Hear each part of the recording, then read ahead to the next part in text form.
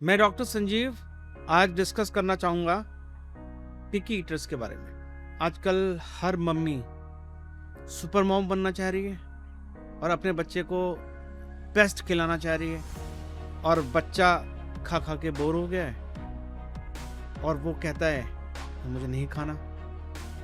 And ये जो युद्ध है माँ और बच्चे के बीच में, इसी को हम बोलते हैं पिकी ईटर्स।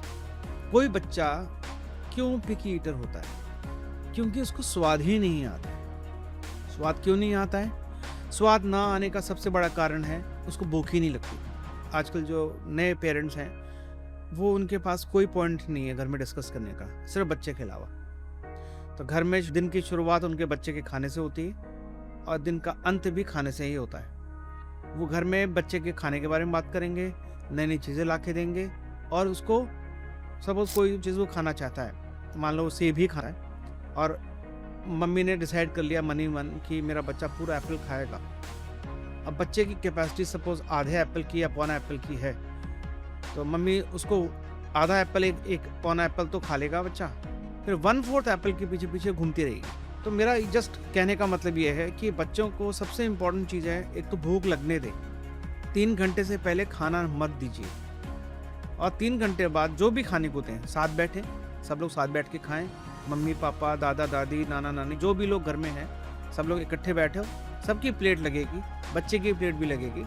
बच्चे की प्लेट में वही सब रखा जाएगा जो मम्मी के प्लेट में है, पापा के प्लेट में है, चाहे वो चटनी हो, चाहे अचार हो, चाहे वो खाना हो, दाल चावल हो, सब कुछ। और बच्चे को खाना खाने दो। बच्चा खाना हो सकता है प्लेट गिरा दे, ऐसे करके गिरा दे और उसके बाद वो नीचे से उठा के खाए। आप जो भी करना है 20 मिनट तक का टाइम दीजिए उसको। 20 मिनट तक उसने नहीं खाया, उसका प्लेट गायब। 3 घंटे बाद फिर आप कुछ नया ट्राई कर लीजिए। फिर आप जो भी खिलाएं वो अपनी प्लेट भी जरूर लगाएं साथ में, आप भी खाइए थोड़ा सा और उसको भी खाने दीजिए। पर इनकरेज कर सकते हो, वेरी गुड, वेरी टेस्टी, आहा मज़ा आ गया।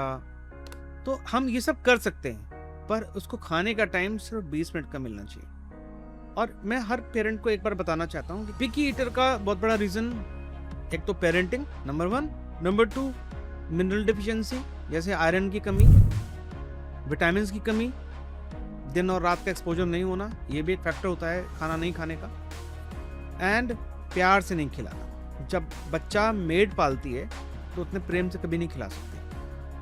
अब उन पेरेंट्स को क्या बोलूँ जिनके मम्मी पापा काम कर रहे हैं, क्या वो काम छोड़ के बैठ जाएं? नहीं, आप जितने देर बिताएं वो ठीक से बिताएं। मैंने जैसे बताया आपको कि पिकी ईटिंग मतलब जो बहुत कम ठीक से नहीं खा पा रहे, उनको हम कैसे हैंडल कर सकते हैं? उनका टाइम फिक्स करके 2 मील्स के बीच में कुछ ना दे के बिल्कुल भी कुछ खाने को मत दो, जिससे कि उनका स्वाद बना रहे।